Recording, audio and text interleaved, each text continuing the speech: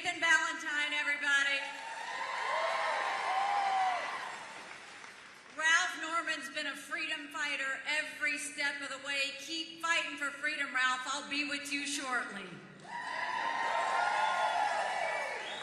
So we've got a great crowd, and what a strange week it has been. You know, we started this, there were 14 people in the race, and one by one, we dismissed the fellas, right? One by one. And what we saw in Iowa was we started at 2%, and we finished Iowa with 20%. And I said, I want to be stronger in New Hampshire. Well, it became a two-person race in New Hampshire.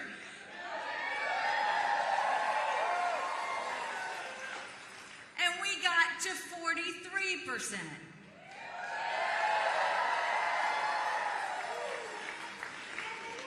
And what happened after that was a sight to see. Because on election night, we were super excited. We had moved 25 points in the 3 weeks leading up to the election. And Donald Trump was totally unhinged. Unhinged.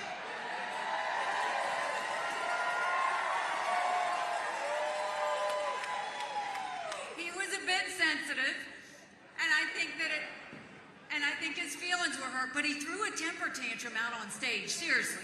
Threw a total temper tantrum and was talking about revenge.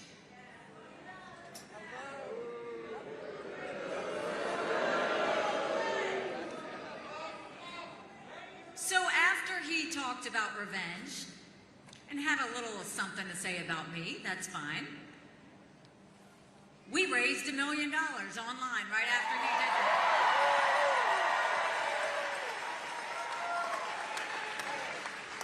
Then the next day, Unhinged again says, for anybody that supports Nikki Haley, you will be barred from MAGA.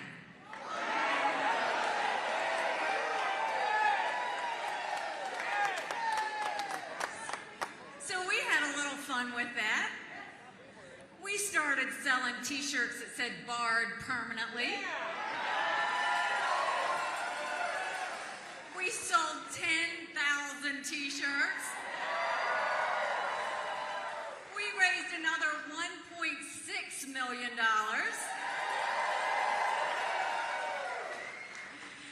And then he did it again. Then he came out and he pushed the RNC and his people at the RNC to say that he should be the nominee and that they should push me out.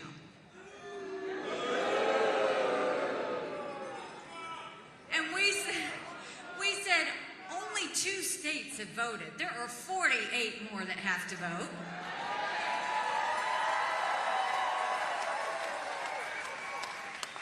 No matter what Donald Trump thinks, he can't bully his way to the White House. It's not going to work.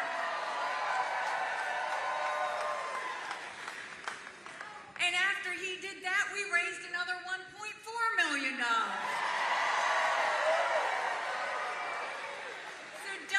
Keep them coming because it's great. So I will tell you that while all of that has happened, prior to that, and look, running for president it's a lot. It's physically, emotionally, mentally, it's a lot, right? So you got to be at the top of your game. Well, he must have been tired because he was giving a speech, and in the speech he went on over and over and over again about how I stopped security from going to the Capitol on January 6th. And he kept repeating it. Now, I wasn't in D.C. on January 6th. I've never had a job in D.C., so I think he got confused. Having said that, he has said, look, I will take a mental competency test against her because, you know, I'm a big fan of mental competency tests for anyone serving in D.C. He said he would take one, and he said that he would beat me. And I don't know, maybe he will, maybe he won't. But if he's then he should have no problem getting on a debate stage with me.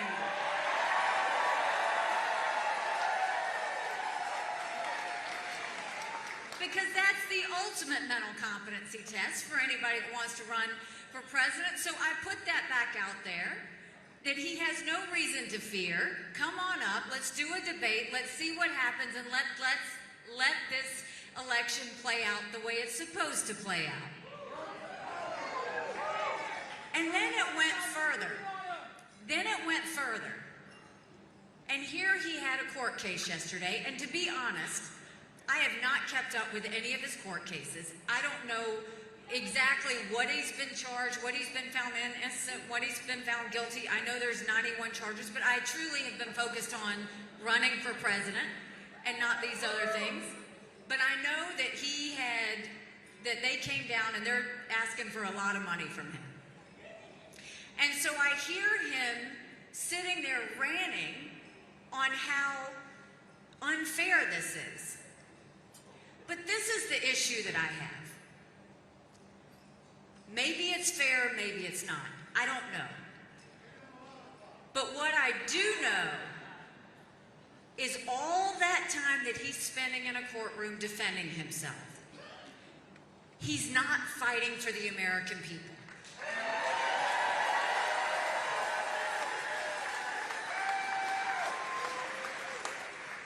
Like he did on election night in New Hampshire. Like he's done on his Twitter feed since he got the verdict. He has not once talked about the fact that he put us $8 trillion in debt in 4 years that our kids are never going to forgive him for. He's not talked about what he's going to do to stop the flow of fentanyl and secure our border once and for all, because we've got to get that done.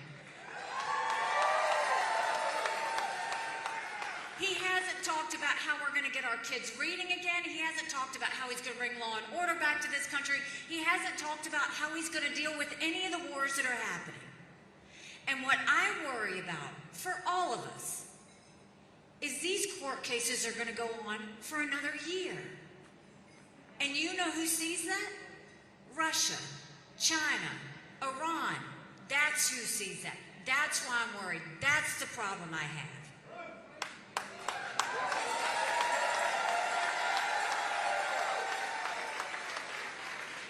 We are $34 trillion in debt. We're having to borrow money just to make our interest payments.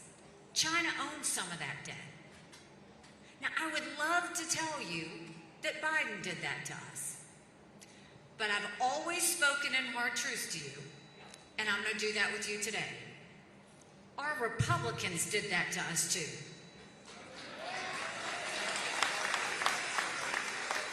You go back and look at that $2.2 trillion COVID stimulus bill that passed with no accountability, left us with 80 million Americans on Medicaid, 42 million Americans on food stamps. That's a third of our country. And did Republicans try and make it right? No. They opened up pet projects and earmarks for the first time in 10 years, pushing through 7,000 of them a year ago. Want to know how they spent your money? $30 million on an honors college in Vermont, $10 million to tear down a hotel in Alaska, $7.5 million on a courthouse in Colorado, and the list goes on. All while 1 in 6 American families can't afford their utility bill, 60% of Americans are living paycheck to paycheck, 50% of American families can't afford diapers, homelessness is up 12%, 650,000 Americans are homeless. Congress has one job, and that's to make sure they give us a budget on time. Do you know Congress has only given us a budget on time 4 times in 40 years? You know what I say to that? We'll make sure of it. You don't give us a budget on time, you don't get paid, period.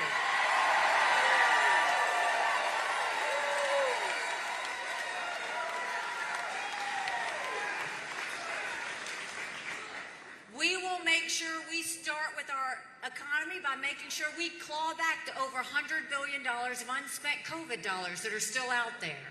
Instead of 87,000 IRS agents going after middle America, let's go after the hundreds of billions of dollars of COVID fraud. 1 out of every $7 was spent fraudulently. Donald Trump recently said the reason we went into so much debt was because of COVID. How could he let it get spent like that, where all of it was so fraudulently done? We count on our leaders to make sure they get it right. If 8% of our budget is interest, quit borrowing. Cut up the credit cards. You have to balance a budget every day. I had to balance a budget as governor. Why is Congress the only group that refuses to balance a budget? We'll stop the spending, we'll stop the borrowing, I'll eliminate the pet projects and earmarks, and we'll veto any spending bill that doesn't take us back to pre-COVID levels. That will save us trillions.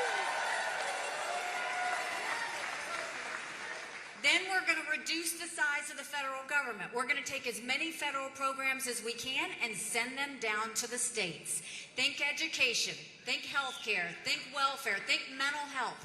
If we go and take the strings off and send those down to the states, it empowers you here on the ground to have more access to those resources. So we've got what we need to do to get that back on track. We know how we need to get our economy back on track. But now let's talk a little bit about education.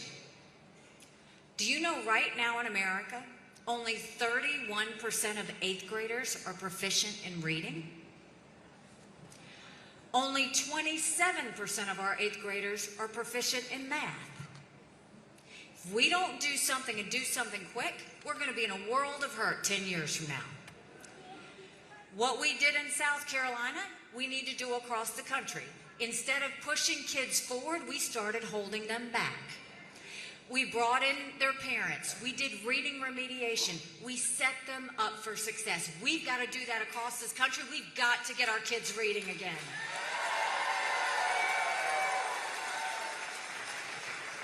And no parent should ever wonder what's being said or taught to their child in the classroom. We need complete transparency in the classroom. Every parent has one job, and that's to make sure we do right by our kids. That's why every parent should be able to decide which school their child goes to or what mode of education they have. Education, when it comes to this, the kids and the parents decide that, not based on a zip code. So we need to have school choice across this country. And then let's start building things in America again. Let's put vocational classes back in our high schools. We have apprenticeships all over South Carolina. We've taught our kids how to build things. Just imagine if we got them ready before they even finished school and got them invested in our economy. That's what we need to be doing. And then I have to say, as a point of personal privilege, we love our boys. But for all you girl dads out there and all you strong moms, we have to raise strong girls. Strong girls become strong women. Strong women become strong leaders. And none of that happens if you have biological boys playing in girls' sports. We've got to cut that out.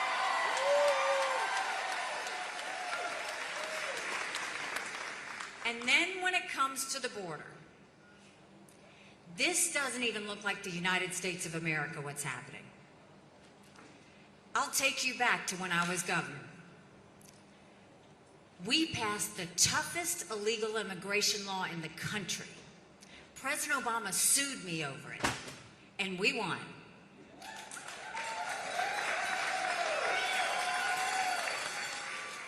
I've been to the border, and I didn't pull a Kamala, go and come back. I went 400 miles down that border. You're not ready for what I saw. Mounds of clothes, mounds of shoes, paraphernalia, rape areas that the women and girls have to go through. When you get up in the morning, you get your coffee and you watch the news. When these ranchers get up in the morning, they get their coffee and they go see if anybody died crossing the fence. They pick up whatever little kids are left behind, turn them over to Border Patrol. I met with multiple sheriffs. They said before 7 a.m. they round up whatever illegal immigrants they can find. They turn them over to Border Patrol. Border Patrol documents them and releases them until their court date years from now. And when I asked Border Patrol about their job, they said, you want to know what we do? We're glorified babysitters. They don't let us do our job. 8.5 million illegal immigrants have come to that border. We had enough fentanyl cross the border last year that would kill every single American. Number one cause of death for adults 18 to 45, fentanyl. And don't think for a second China doesn't know what they're doing when they send it over. So what do we do when it comes to our border? We take what we did in South Carolina and we go national with it. We do a national E-Verify program where every business has to prove that the people they hire are in this country legally.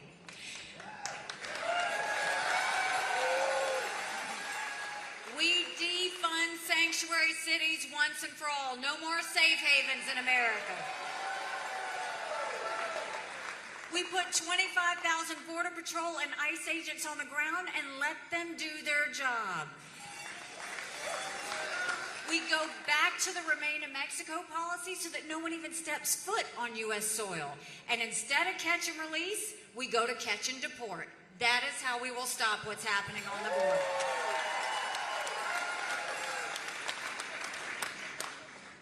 And I grew up in the sweet town of Bamberg, South Carolina.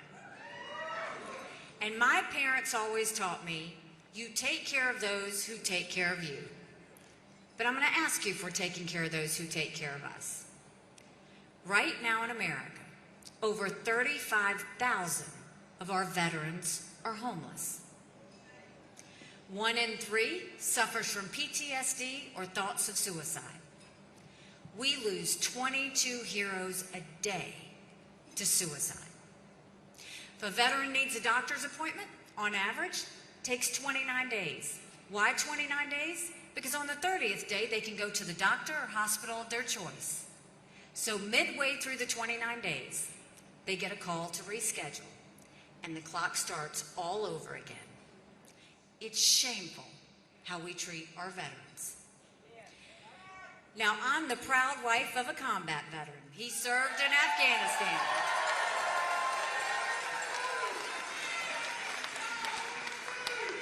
When Michael deployed, he left me as a single mom governor, and yes, we are still married. No, we were proud of him. But when he was deployed and he returned home, that was a lot of prayers answered. But that was the easy part. The hard part's when we got home. When Michael got home, he couldn't hear loud noises. He couldn't be in crowds. Life had passed him by for the year that he was gone, and the transition was tough. We can't just love our men and women when they're gone. We gotta love them when they come back home, too.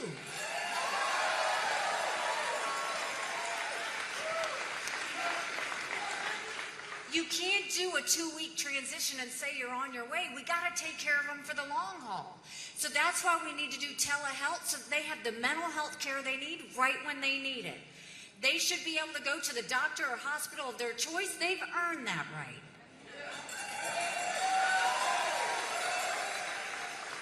And I think the best way we take care of veterans' health care, I think every member of Congress should have to get their health care from the VA, and you watch how fast that gets fixed.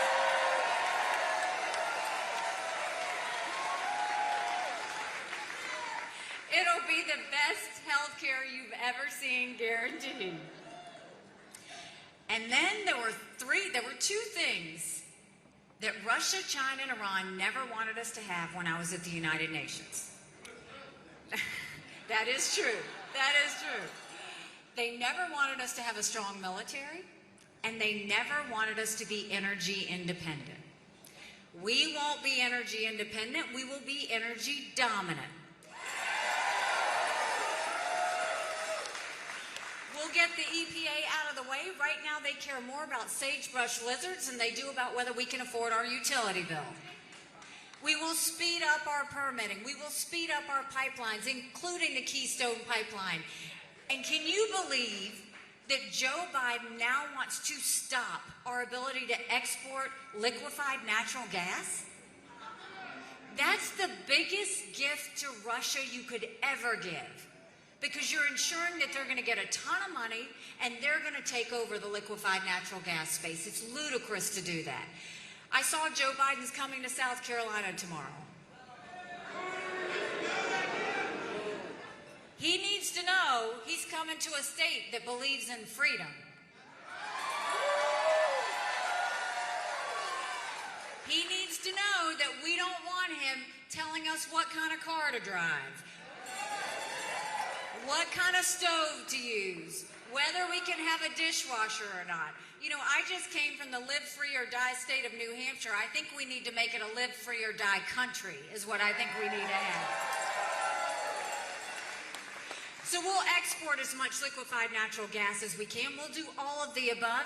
No more going hat in hand to Saudi Arabia. No more getting dirty oil from Iran or Venezuela.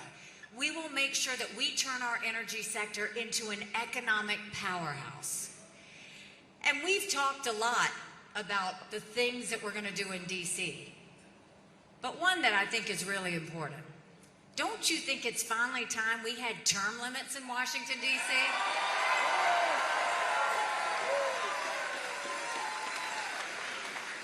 Don't you think we need to have mental competency tests for anyone over the age of 75? Now listen, I'm not being disrespectful when I say that. I don't care if they do them for 50 and up.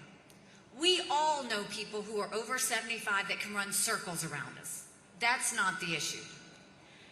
And then we know Joe Biden. These are people making decisions on our national security. These are people making decisions on the future of our economy. We need to know they're at the top of their game. Right now, Congress has become the most privileged nursing home in the country.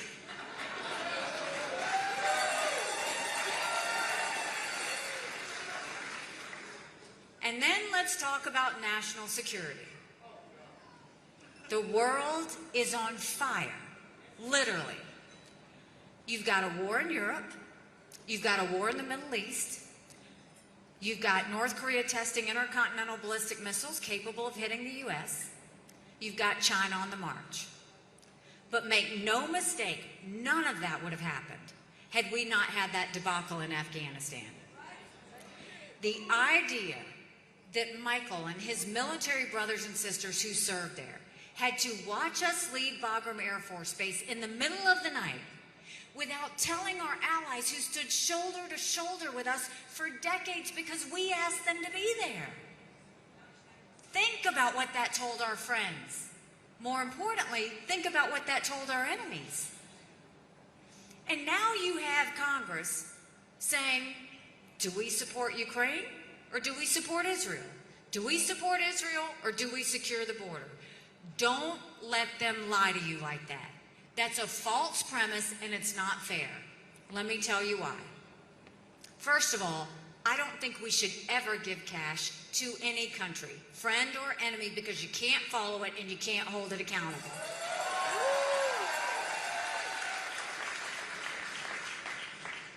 But we need to identify who our friends are and what we want to do to help. Ukraine was one of our best friends when I was at the United Nations. They voted with us on everything. They supported almost every initiative we have. Here you have this thug who invaded this pro-American, freedom-loving country.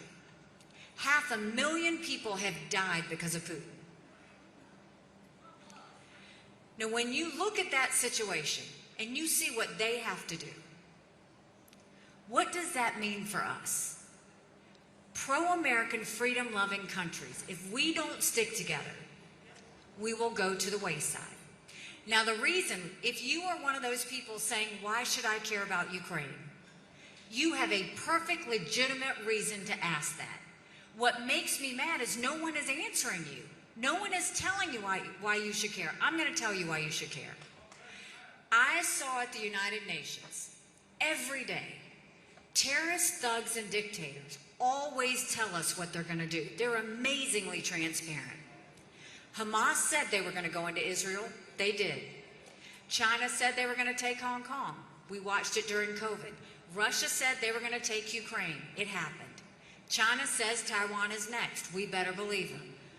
Russia said once they take Ukraine, Poland and the Baltics are next. Those are NATO countries. That puts America at war. We are trying to prevent war. This has always been about preventing war.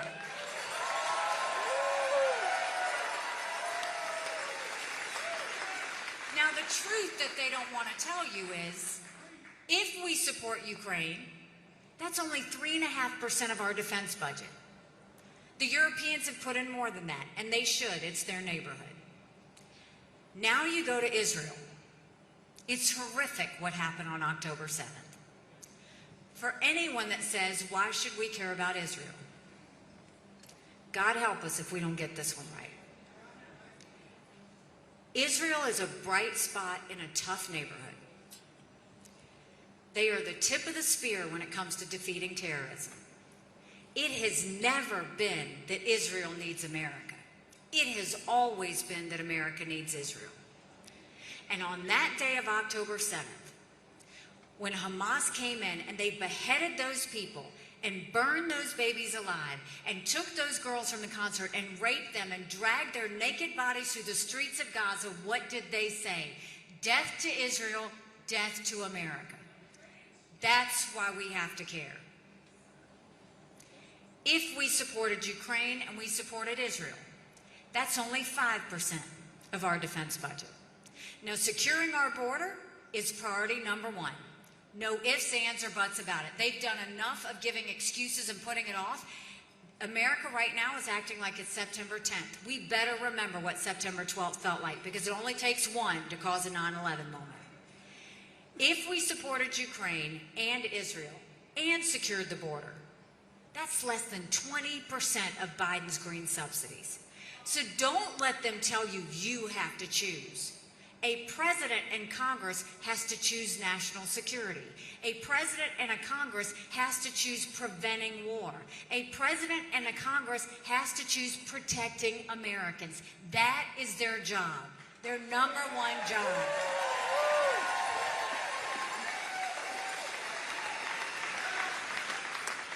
There is a reason the Taiwanese want the U.S. and the West to support Ukraine, because they know if Ukraine wins, China won't invade Taiwan. There's a reason the Ukrainians want the U.S. and the West to support Israel, because they know if Iran wins, Russia wins. China, Russia, and Iran are bound together in an unholy alliance. An unholy alliance where they hate freedom, they hate democracy, and more than that, they hate the United States of America. We can defeat them, but not by putting our heads in the sand. We defeat them by making sure we let them know we're on to them and we tell them what we expect of them and not be reactionary.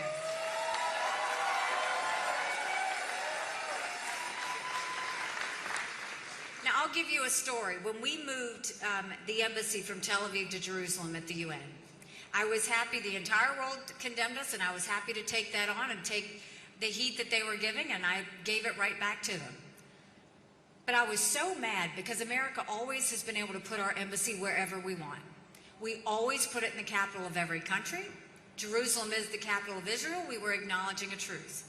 But I went back to my office and I said, I want you to put a book together. I want you to list all 193 countries. I want the second column to be the percentage of times they voted with the U.S. and against the U.S. And I said, I want the third column to be how much foreign aid we give them. Do you know last year we gave over $80 billion in foreign aid? You know who we gave it to? Iraq, who harbored terrorists that tried to kill our soldiers. Zimbabwe, the most anti-American African country there is. We gave money to Belarus, who's holding hands with Russia as they invade Ukraine. We gave money to Cuba, who we named a state sponsor of terrorism. And the one that makes me sick to my stomach, we gave money to China. How weak do we look? When I am president, we will no longer give money to countries that hate America.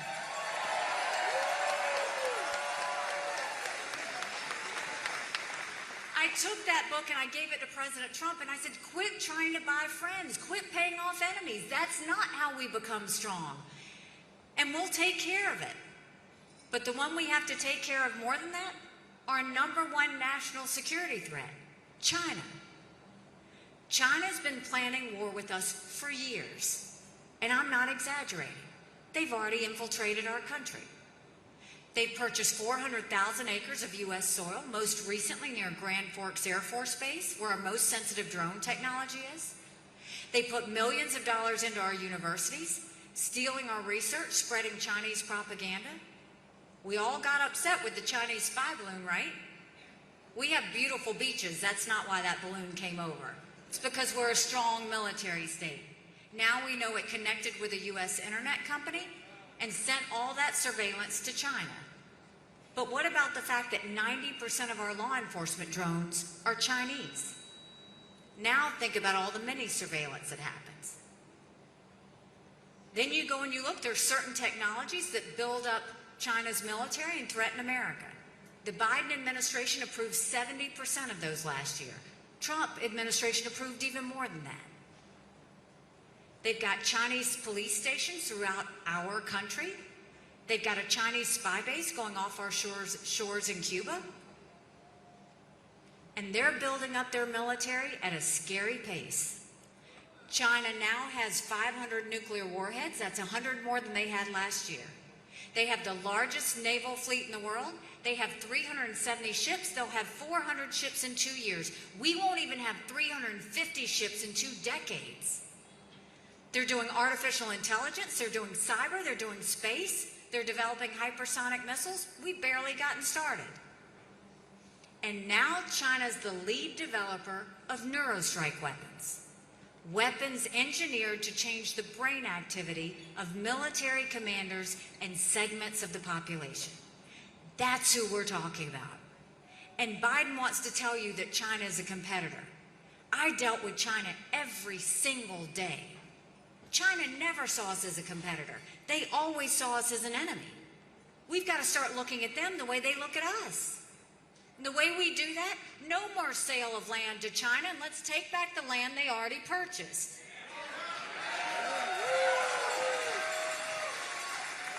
We'll go to our universities and we'll say, you either take foreign money or you take American money, but the days of taking both are over. We'll get that infiltration out of our universities.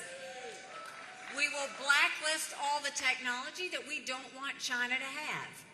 We will also go, think about it, more Americans have died of fentanyl than the Iraq, Afghanistan, and Vietnam wars combined. 75,000 Americans last year alone. We'll go to China and say we're going to end all normal trade relations with you until you stop murdering Americans. You watch how fast they move because they need our economy. And then we will build up our military and modernize it and make it strong. Strong militaries don't start wars. Strong militaries prevent wars.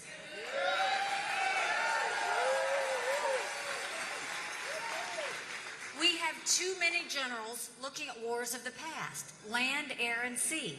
We've got to look at the threats of the future. Cyber, artificial intelligence, space, hypersonic missiles, submarines. Those are the things we need to focus on. When we do that, that's when we'll get back on track. And for goodness sakes, we've got to you don't have to throw money at the Department of Defense. Clean it up. Get the bureaucracy out. Get the red tape out. Tell them to quit playing favorites with defense contractors. And more than that, get rid of these programs. I mean, for goodness sake, they have got to stop these gender pronoun classes. It's demoralizing our military. So we have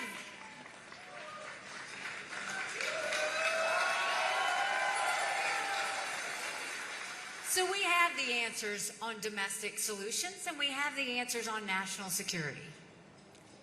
But now we've got to start speaking hard truths.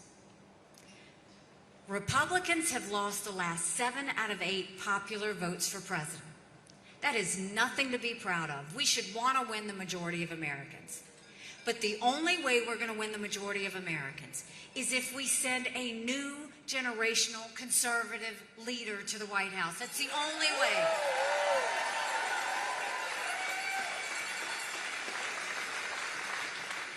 We have have to leave the negativity and the baggage behind and focus on the solutions of the future. Paper ballot. Another hard truth. I voted for Donald Trump twice. I was proud to serve America in his administration. But rightly or wrongly, chaos follows him. You know I'm right. Chaos follows him. And we can't be a country in disarray and a world on fire and go through 4 more years of chaos. We won't survive it.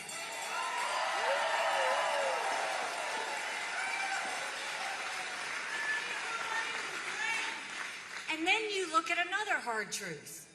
This is a fact. Look at every one of the general election polls. Now keep in mind, a vote for Joe Biden is a vote for Kamala Harris. We know that. And God help us if we ever get a President Kamala Harris. So you look at any of these general election polls. On a given day, Trump and Biden are even. It'll be a nail-biter of an election. We'll be holding our breath, and we'll be waiting. And we don't know if that means a President Kamala Harris. I am in every one of those same general election polls. And I defeat Biden by 17 points.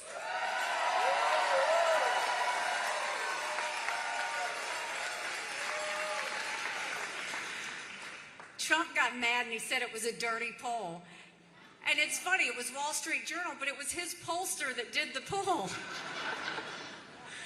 Look, if you think about that, you win by that much. That's bigger than the presidency. That's House, that's Senate, that's governorships, that's school board. That's no more biting at the edges when it comes to Congress. But more than that, you go in with a win to D.C. with double digits. That's a mandate. That's a mandate to stop the wasteful spending and get our economy back on track. That's a mandate to get our kids reading again and go back to the basics in education. That's a mandate to secure our border with no more excuses. That's a mandate for law and order back in our country. And that's a mandate for a strong America that we can all be proud of. Don't you want that?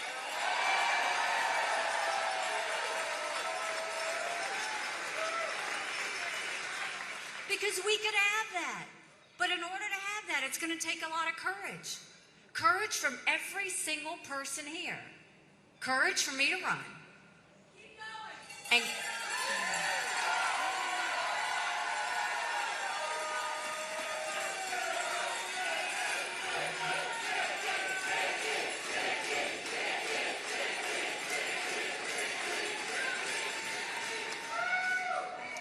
let the political establishment hear that.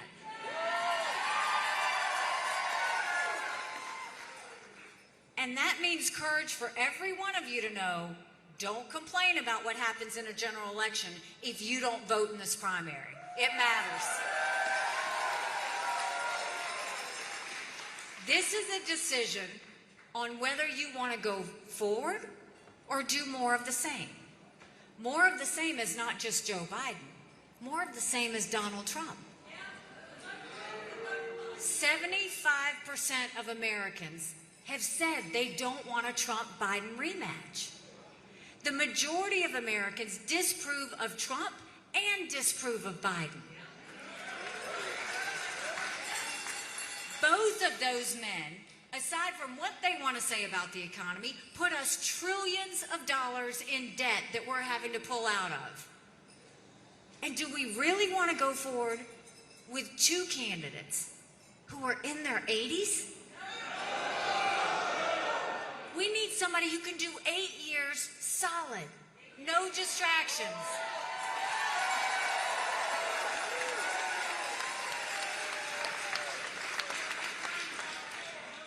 And I saw recently, President Trump was surrounded by all these political endorsements, all these congressional members endorsing him. He was surrounded by the political establishment. The same political establishment who wasted our money.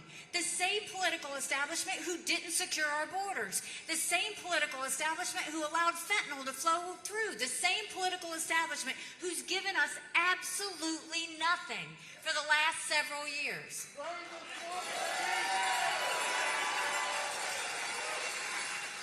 And why does that same political establishment want me to get out of the race?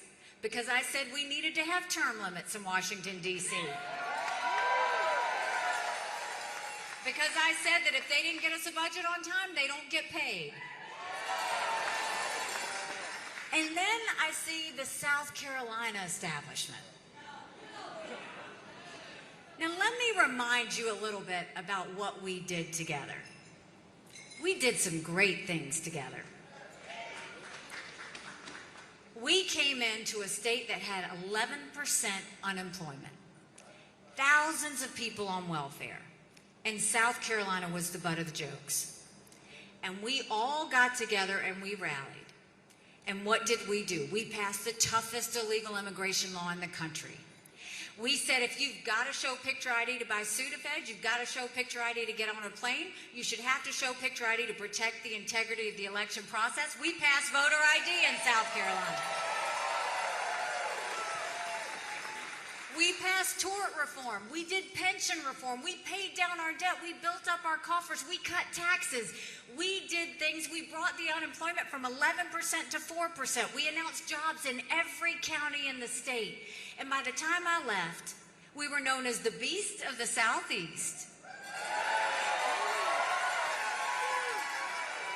We were named the friendliest state in the country, the most patriotic state in the country, and don't hate me for this, the #2 state in the country people were moving to. So now I see the South Carolina political establishment sitting around Donald Trump, and why are they doing that? I'll tell you. Someone asked me, why is the governor standing with Donald Trump? I said, oh, I'm sorry, the one that I defeated when I ran for governor?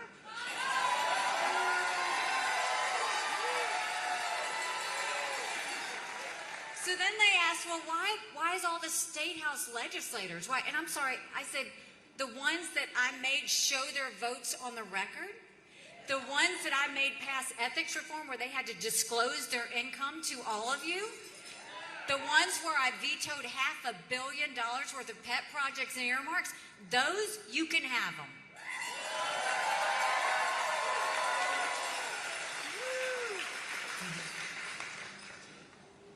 Well, I'll let y'all deal with Tim Scott. I'm not going to say anything about that.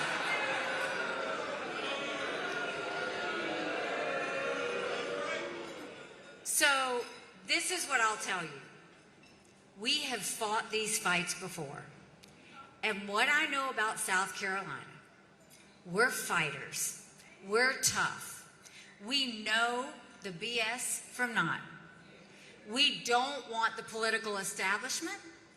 We want people fighting for us. It's always been that way.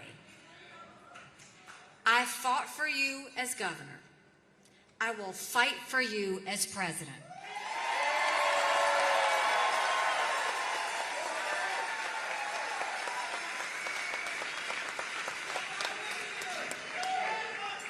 And let me tell you why this is so important.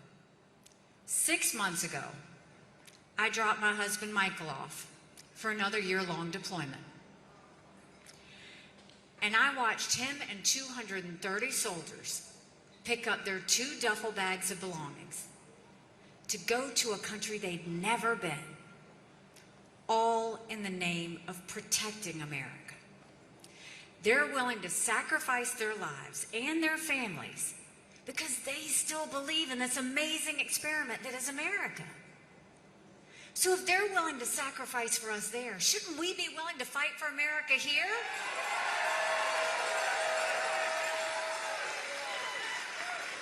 Because we have a country to save. You know, they asked me when I announced why I was doing this. I said, my parents came here 50 years ago to an America that was strong and proud and full of opportunities. I want them to know that country again. I'm doing this for Michael and his military brothers and sisters. They need to know their sacrifice matters. They need to know that we love our country. I'm doing this for my daughter who just got married, and I saw how hard it was for her and her husband to buy a home. The average home buyer in America now is 49 years old. The American dream is leaving them. And I'm doing this for my son who's a senior in college. And I am tired of watching him write papers of things he doesn't believe in just to get an A. That's not us. That's not America.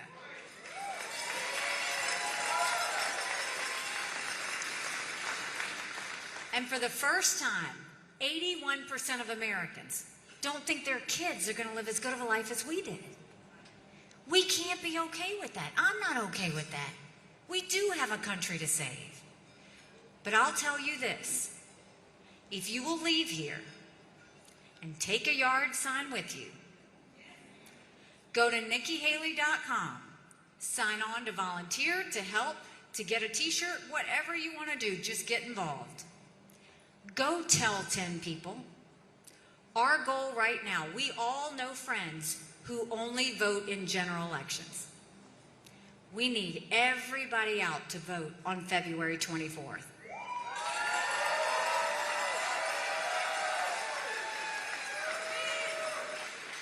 Because they don't know how loud South Carolina can get. I do know how loud South Carolina can get, and I am telling you, we will be loud all the way to the White House. God bless you.